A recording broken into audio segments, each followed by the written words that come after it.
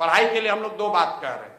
अगर बिहार में देश की सबसे अच्छी शिक्षा व्यवस्था बनानी है तो करीब करीब 5.5 लाख करोड़ रुपया खर्च होगा, 5.5 लाख करोड़, और करीब 8 से 10 वर्ष लगेंगे।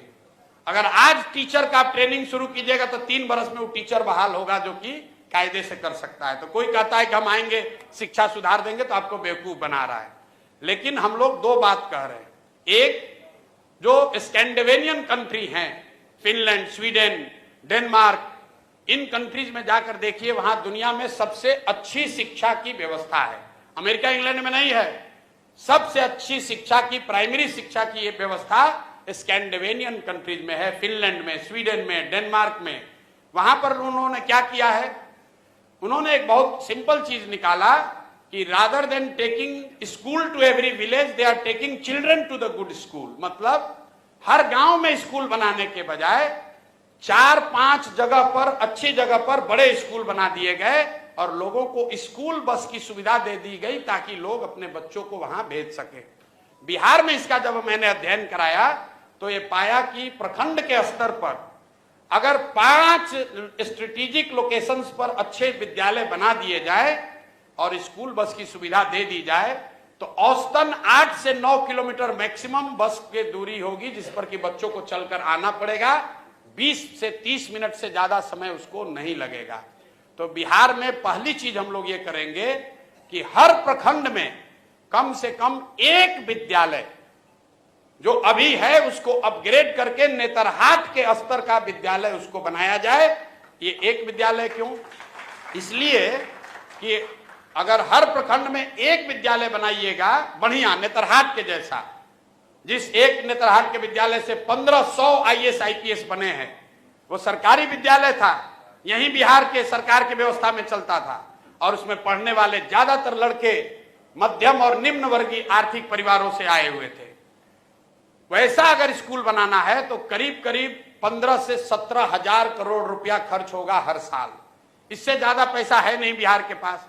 तो हम लोग ये कह रहे हैं कि हर साल हर प्रखंड में कम से कम एक विद्यालय बनाएंगे ताकि अगले 5 वर्ष में हर प्रखंड में 5 नेतरहाट के स्तर का विद्यालय जरूर हो जाएगा।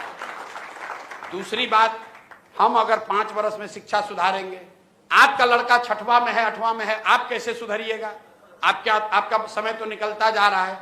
उसके लिए हम लोगों ने कहा कि जैसे ही सरकार बनेगी तो गरीब लोगों को यह सुविधा दे दी जाएगी कि अगर आप चाहें तो आप अपने बच्चे को प्राइवेट स्कूल में भेजिए और प्राइवेट स्कूल का रेगुलेटेड फीस सरकार की ओर से भरा जाएगा।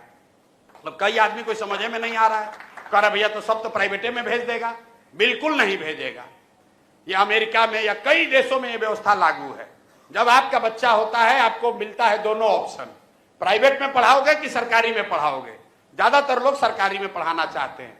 आपसे अभी पूछेंगे कि आपका लड़का साइंस कॉलेज में पढ़ेगा कि पटना में प्राइवेट कॉलेज में पढ़ेगा, आप कहिएगा भैया साइंस कॉलेज में नाम लिखवा दीजिए। आपसे पूछेंगे कि PMCH से मेडिकल करना है कि रमैया से करना है, आप कहे भैया PMCH में हो जाए तो रमैया क्या करने जाएगा। क्यों? क्योंकि सरकारी जो मेडिकल कॉलेज है, साइंस कॉलेज है, वो किसी प्राइवेट कॉलेज से उसका स्तर ऊपर है। तो ये सच्चाई नहीं है कि अगर आपको ऑप्शन मिल जाए तो सब आदमी प्राइवेट में जाएगा। दूसरी बात समझिए कि सरकारी विद्यालय फ्री नहीं है। ये आपको हमको लगता है कि ये फ्री है। सरकारी विद्यालय को चलाने में सरकार खर्च कर रही है 60,000 करोड़ रुपया। हर साल बिहार सरकार खर्च करती है 60,000 करोड़ रुपया।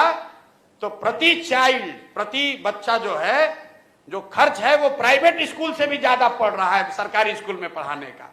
क्योंकि सरकारी स्कूल में मास्टर का कितना है दरमाहा? 45,000, 60,000, 80,000। वही आदमी जब प्राइवेट में पढ़ा रहा है तो 8,000 में काम कर रहा है।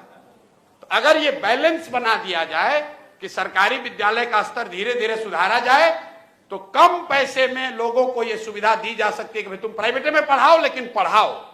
तो उससे लोग अपने बच्चों को पढ़ाएंगे। और जो बजट अभी उपलब्ध है इसका 1/3 पैसा हम लोग सरकारी विद्यालय को सुधारने में लगाना चाहते हैं। 1/3 पैसा प्राइवेट स्कूल में जो अपना बच्चा को डालेगा उसका फीस भरने के लिए देना चाहते हैं। और जो बकिया बन जाएगा वो मेंटेनेंस में, अभी जो चल रहा है खिचड़ी वाला स्कूल, उसको 2-4 साल चलाना ढोना पड़ेगा, उसके लिए रखेंगे।